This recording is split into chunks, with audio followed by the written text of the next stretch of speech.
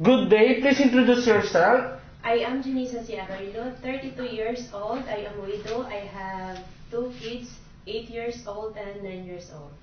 I am high school graduate. Okay. Do you have work experience abroad as a domestic helper? Yes, I work in Qatar for 1 year and 4 months. Not finished contract? Not finished contract. It's because my employer was migrating to Jordan. Okay. How about the second employer? I've been work for them for 2 years and 1 month.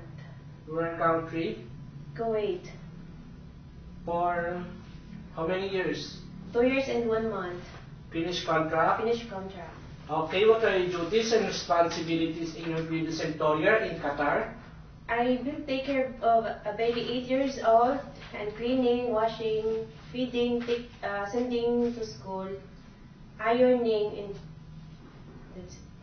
Okay. How about the second employer in Kuwait? I cleaning, cooking, washing, ironing. Okay. Can you tell us how will you take care of the children, a baby and elderly? I cook for them.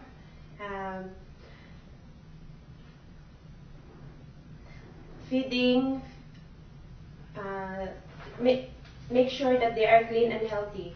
Okay. Please tell us some of your skills.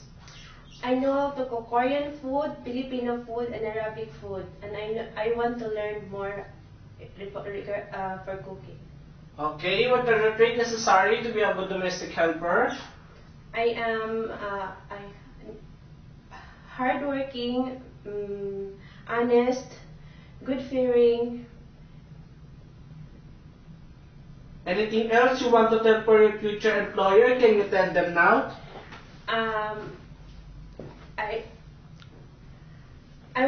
I promise that I will finish my 2 years contract. Thank you and God bless. Hope to see you there in Hong Kong. Thank you so much.